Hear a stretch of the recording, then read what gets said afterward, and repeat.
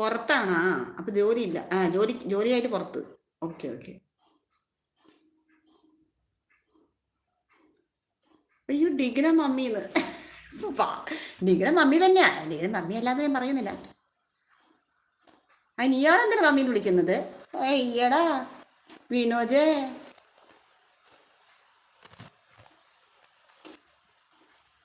കണ്ടോ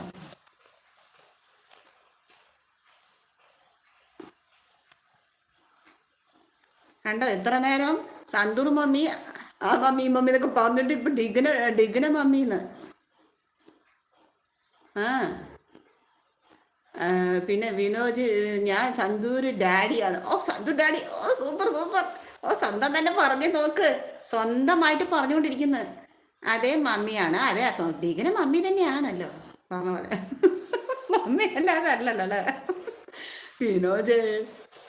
സ്വയം പുകഴ്ത്തിക്കൊണ്ടിരിക്കുന്ന ഒരാള്. ഔ ഔ സൂപ്പർ. അപ്പൊ